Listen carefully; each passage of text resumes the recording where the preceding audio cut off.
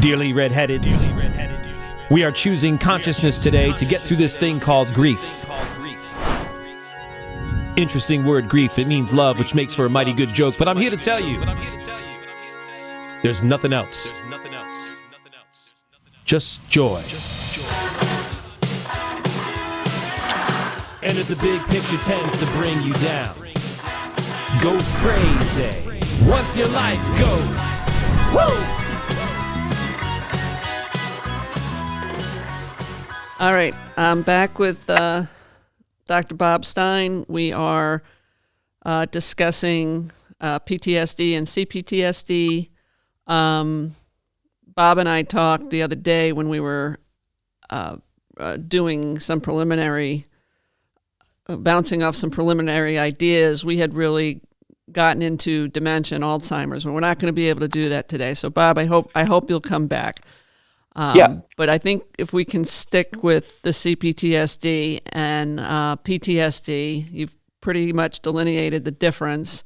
What I wanted to say to you, and again, not to turn this into a therapy session, but my goal is to spare grief and incite joy into those minds that suffer with both, more so complex post-traumatic stress disorder, because that's what I'm more familiar with. But yes, I was fine. I had to figure out, without knowing the underlying real reasons. Well, that's not true, because I did know the underlying reasons. I just couldn't make them stop. There were not forces that I could stop. Family, you can imagine. I don't need to go there.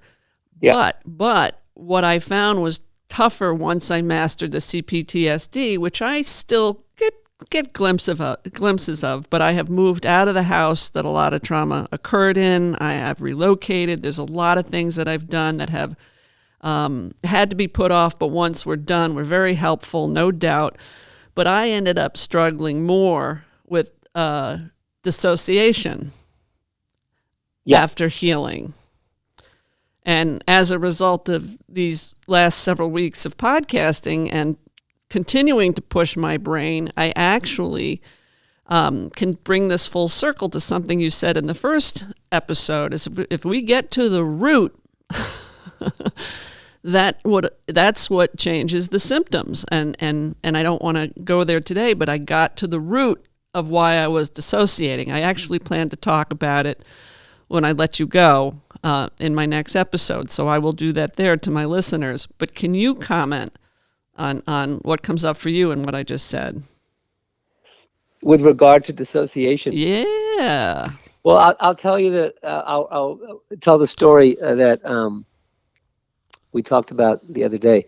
Where I grew up in New York City, I lived in a building with a lot of Holocaust survivors, and we knew a particular family. And this woman had been committed to Auschwitz concentration camp when she was 13 years old, and she was there for 3 years. And if you went into Auschwitz, you had about a 3% chance of coming out alive. And most of the people were killed soon after they went in there.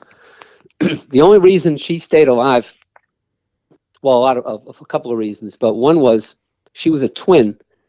And this was at the time that Dr. Mengele was doing his twin experiments. So she was kept alive to be experimented upon. However, she was not an identical twin. And that's what Mengele wanted to experiment on. So they never did those experiments with her. But nevertheless, she was given some food as opposed to a lot of the other people that were starving to death around her. She lost just about everybody. Her sister committed suicide after the war. She had other family members that committed suicide. Somehow she survived, and she wrote a book in her 80s about her experiences. And she sent me the book. Now, this would have been in the 1990s that she sent me the book. She's long since passed now. The book was written in German, but I was able to read an English translation. And she asked me for my feedback on it, what I thought. And I did give her some feedback, and this was all over email. I said to her that she had the gift of dissociation. Based on what she wrote in the book of how she managed to survive the concentration camps, she would take her mind elsewhere, like she was not there at all. She would just simply be in a fantasy world of somewhere else, completely separated mentally from what was going on around her. And it probably allowed her to survive where others could not. She did not have suicidal tendencies after the war where others around her did, perhaps because those others could not get some of the things that they saw out of their heads.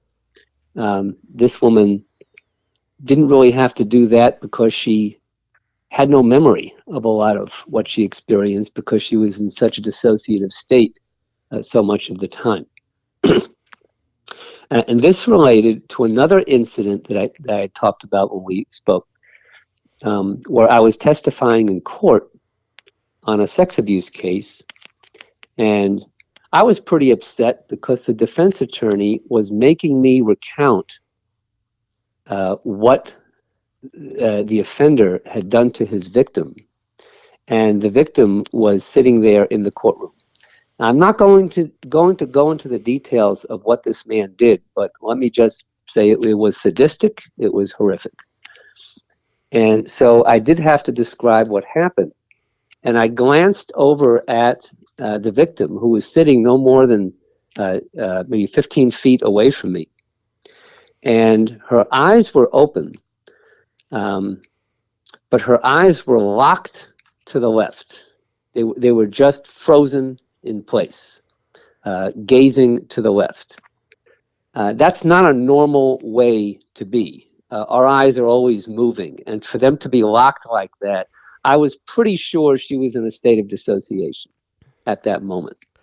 But that state of dissociation for her was highly protective and probably protected her from having acute stress reactions either later that day or in the ensuing days. At least I hope for her sake that was the case.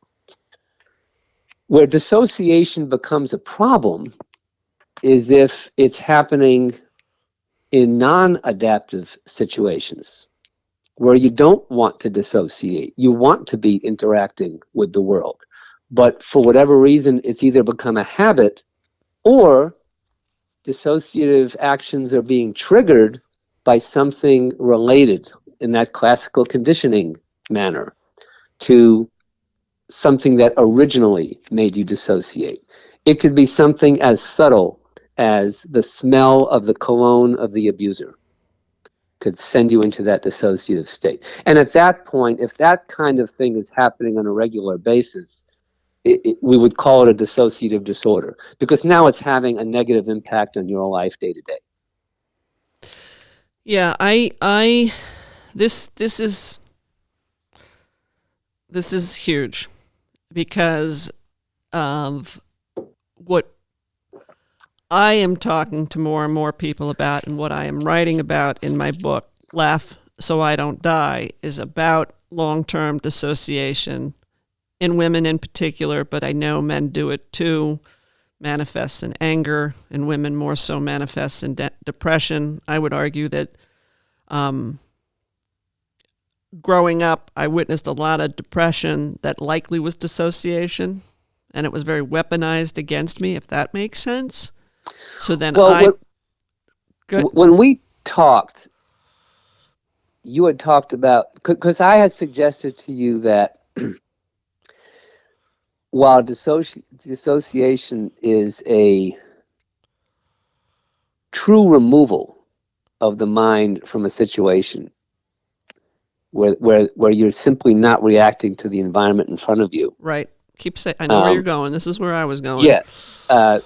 What you were describing was maybe a different term, such as, and you came up with the term dissonance. Right. Which I thought was a very good term. Might be a better descriptor than actual dissociation. And you also mentioned suppression. Yeah. I don't believe that. I think those mental states, like you say, depression or irritability, anger, they grow out of the dissociation. Right. But I'm not sure that they're dissociation itself. Well, I think this is an important conversation because I used alcohol to dissociate, which was sparing my brain things I couldn't process. So I was functioning, and I didn't drink all the time. I drank in the company of, shall we say, certain individuals. So I wasn't, what suffered most for me was my memory, which cognitive dissonance would cause too, correct? It would, because if you're in that, either whether it's a dissociative or a dissonant state, you're not receiving information effectively. Right. While in that state. I know you mentioned alcohol. Alcohol is probably the most commonly used substance by combat veterans that are dealing with PTSD. Because it allows the brain Yeah. things that other substances don't. Yeah, they report use of alcohol probably far more than any other substance, whether it's, cocaine, heroin, PCP, all the other things. THC. More so than anything else. Yeah, more so than anything else, it's alcohol. And speak to why that is so I don't have to. It works in the short term alcohol is a depressant. People do react differently. You see irritability and anger and violence associated with alcohol. You see that disinhibition associated with alcohol. But at least in the initial phases of alcohol intoxication, it does take your mind away from the immediate troubles. And I would So it works. exactly. And I would actually be able to rationalize and justify my abuse when I didn't become a angry person who had a bottle of wine. I became the woman that could rationalize anything. Yeah. In a quote unquote good way. Yeah. And it ended up, I could not face what I had been through. Took me 18 years to face what I had been through. And to just stop drinking. And once I figured out what I was harboring, then stopping drinking became easy. I just didn't know what the root was. And that was with, 10 years of I did 7 years of C-PTSD work until I stopped drinking. And there was some spiritual aspects as well, which I'm not going to get into. But I'm glad you said that about alcohol because my first interview on this podcast, which will actually be next week's series, was talking to an alcoholic about the difference between serial sedation and alcoholism. Now, I would imagine amongst vets, there's a lot of sedation. What percentage of that would you call alcoholism? Or talk about it, just, you don't have to answer my question, but did you find people sedating or did you find higher levels of alcoholism? I mean, I would think that sedating is a better term in general. Okay. Why does it? When does it become that label of alcoholism? I think it becomes that label if I can't stop. It starts to impact other aspects of life. You can't get along with people at work, or you stop going to work, or there's violence at home. It becomes alcoholism. So you can define alcoholism by its impact on your life, or you could define alcoholism by how much alcohol you're drinking. If you're pounding them down every single day, we talk about these functional alcoholics. They're drinking an awful lot, but they seem to be managing okay. And yet they're killing their liver at the same time. So you can call that alcoholism too, because it's destroying them in another way, even though it's not overt. They're not showing it. But you can also talk about the functional impact of what's it doing to your life. Do you have an opinion or a speculation on why alcohol is more popular than THC, pot? I do, and I'm curious if you do. Well, I wonder about that with the greater acceptance of THC in recent years, Oh, a lot of the okay. legalizing and all that. Right. We may start seeing marijuana just be using, because now you're having, the gummies and everything else, and you're not necessarily smoking it. And it has that kind of relaxing effect. It has different social effects. People don't get into brawls while stoned. So and people don't throw things at their spouse while stoned. So in terms of the functional impact, chronic marijuana use can certainly result in more withdrawal. It can have attention and memory effects over time, but it doesn't have the same behavioral effects as alcohol. So I don't know. I think the that hasn't been decided yet as to whether marijuana will become the more preferred substance than alcohol. But I see what you're getting at. The question would be, does alcohol still work better than marijuana in managing these things? I just don't know the answer to that. Yeah, and again, and my brain's different. I'm autistic. There's a lot of factors involved, and I'm just trying to share information. And I think I told you I'd rather people think than laugh. But I never really, not that I've smoked a lot. I've smoked enough, and I used it for grief.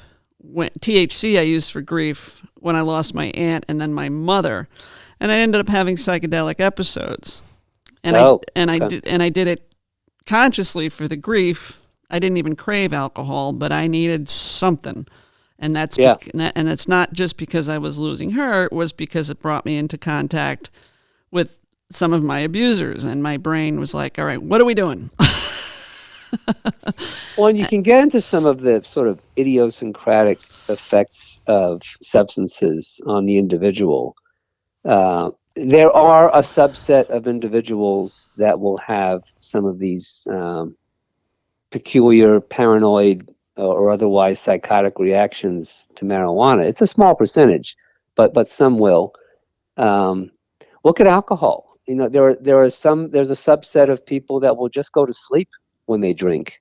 Others will get angry when they drink. You just reminded me of a question. Let me just write it Others down. will get angry when they drink, and some get silly when they drink. Why is that? There probably are genetic differences in how we react to alcohol, just like there are genetic differences in how we react to many drugs.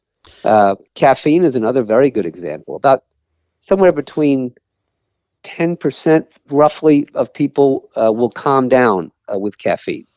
The other 90% don't. It works as a stimulant for them. I can't. Why is that? Those are probably genetic differences. Yeah, I can't. I avoid caffeine. And sugar and any substance. I can dissociate, or I can have cognitive dissonance if I eat a bag of Swedish fish. Well, if we look at dissociation as that gift, we probably do get into some genetic differences there too. People who are good dissociators are probably good, what we call high hypnotizables. Oh, joy. Right? So about 10% of people, you can hypnotize them to the point that maybe I was hypnotized all those years, Bob. Well, you can do with about 10% of the population, you can hypnotize them to the point that you can do minor surgery without anesthetic. Oh man! All right. I don't know how we're going to test that. It's hard. Well, the way you test it is with things like I'll give you an example of how you test it. I don't know that I'm one of those people with the that can handle surgery, but I will tell you a quick story here. Because I went through a year and a half of training in hypnosis down in Philly, and we had a little thing where we had 40 people in this classroom, and the teacher said, "Who wants to volunteer to do arm levitation?"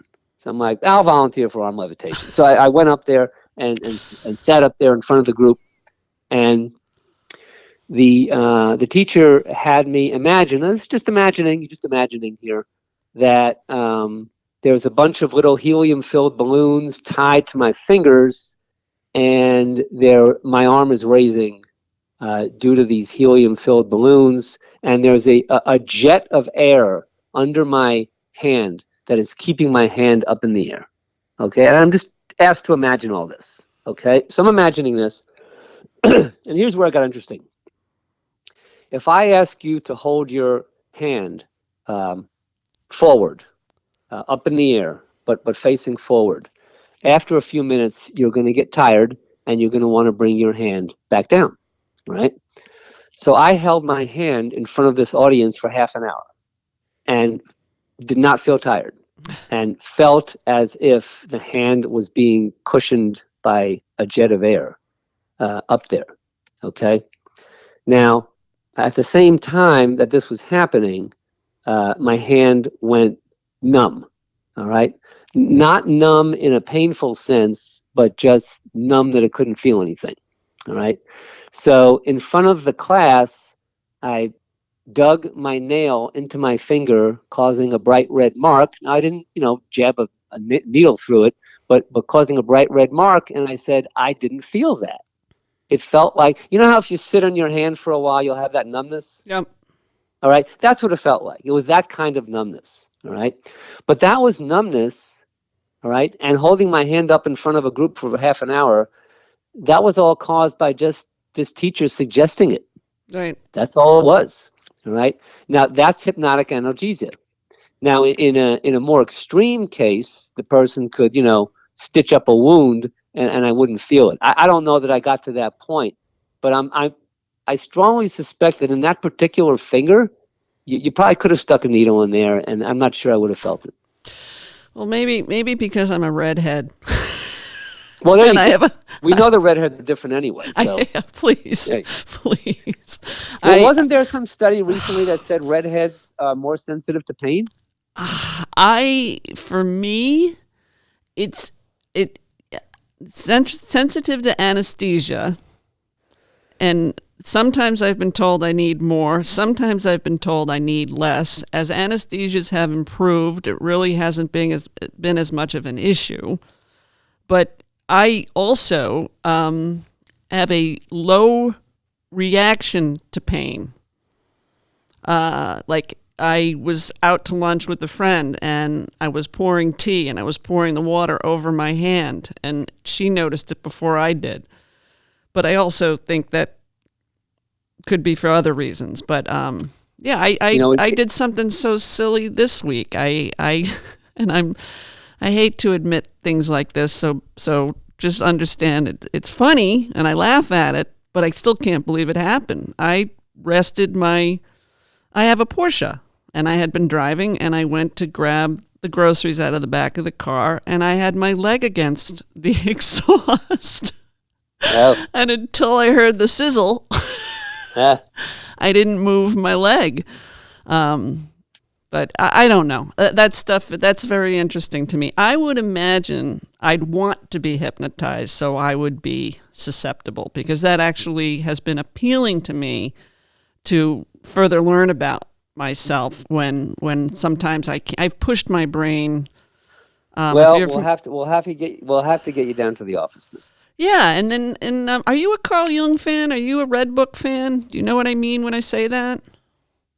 Red Book? Yeah, when he wrote the Red Book, he kind of pushed his mind to all sorts of places and wrote about it for a number of years. Oh, did you say Carl Jung? Yeah. Familiar with it. I wouldn't say I'm a fan, but familiar with it. All right. Well, then like the collective unconscious and all that sort of business. Yeah, but more so, which is my main interest in him, is the parameters to which he pushed his mind and then subsequently wrote after his Red Book experience. Not that familiar with that. Then let's not go there. I have one more.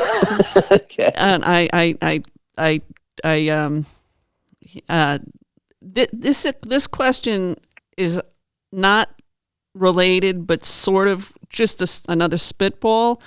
I used to have, and the commonality was I was around people that mistreated me, but I used to have almost narcoleptic events where I would fall asleep.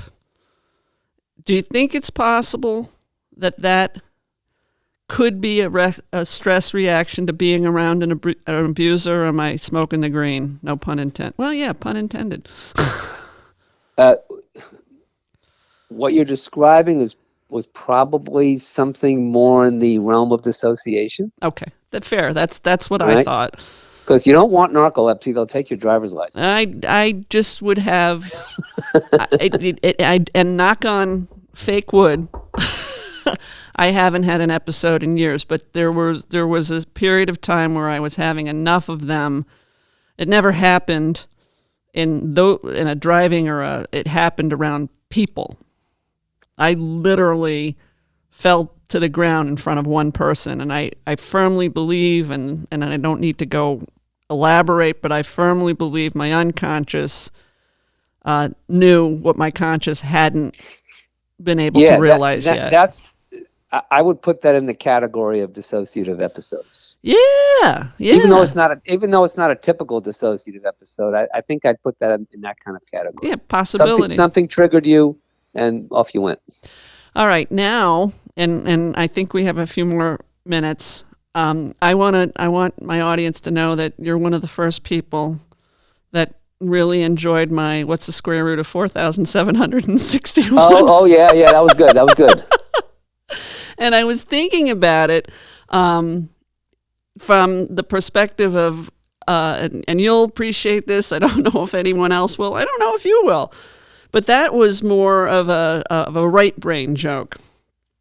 And when I this persona, as you know, and I hope you're comfortable with me saying my persona of wanting to be a dominatrix based on the mind, I call it a sapiosexual dominatrix. I was trying to, because I have memory issues and I don't have I have more of an imagination. I think Einstein said it's more about imagination than facts or knowledge. I can relate to that. I decided that for the left brain corporate types, I'm going to see how many of the 8 Ivies they can name. Because Thanks for laughing, Bob. I think I can name the 8 Ivies. Oh, you go. More because I'm a football fan. Whatever works. Go ahead. I'll help you. All right. So Cornell, Princeton, Columbia, UPenn, Brown, Dartmouth, Yale, Harvard. Any more? Oh, people are going to think we set that up. That was beautiful. That's it. You did it. Yeah, you know how I did that based on geography. It started in the east and started in the west and went east. The reason I know them, it's silly. It's because my son went to Northwestern. Very good school. Thank you. And not Northwestern's like 9th, and all the Ivies aren't the top 8. That's not what I'm trying to suggest. But my younger son, as soon as and Northwestern was his first choice. He had, doesn't matter. But the first thing my younger son done was go over to the computer and type. And he was, maybe 13, 14 years old. And he said, what are the 8 universities better than Northwestern? Because because of the competition between them, which really wasn't competition. He just meant it to be funny. So eventually, it's funny. It's funny you mentioned that whole competition thing. Where I went to school at City College, which was kind of like the poor man's college. We were a mile from Columbia, which was just down the road. Yep. We had, and I mean, zero communication with Columbia. There was never any sharing of resources, no sharing of students, no sharing of classes, nothing. It was like they didn't exist to us, and we didn't exist to them. And we were 1 mile apart. Mm. And I don't know if it was class differences or whatever it was, but and it was never animosity. We just didn't even talk about them. Like they were just not there. I had always and usually when you have colleges close to each other, there's some kind of cooperative agreements or whatever. They do things together. Sports. Nothing. Nothing. Not even sports. Nothing. No interaction. I had, in a very, very long time ago, I had wanted to go to Harvard, and it didn't work out, and I'm not going to get into it, but I ended up paying for I didn't know that the big schools, I actually didn't find this out until I was in finance. The big schools are needs-based. So if you have the grades and... Yes. And it's an amazing thing, and that's... You do not pay. That's right, correct. Right. Yeah. Right, but you have to have if your you're act poor together, and you got the good grades, right? And you can get in there academically. You got a good story. You won't pay. That's right. Yes, that's I learned that subsequently, but I didn't know that right. when I. Well, a lot of what pays the bills at the Ivy League schools are foreign students. They pay full tuition. Yeah. So you've got 25% roughly of the student body are from overseas. And they're paying full tuition, and the full tuition is outrageous. It's like $80,000 when you include the room and board per year. The president of Northwestern used to be very active in the formulation and breakdown of tuition, and why Northwestern cost $80,000. So anyway, yes, I'm agreeing with you. But anyway. Do you ever see the program, and I can't speak, do you ever see the program Suits?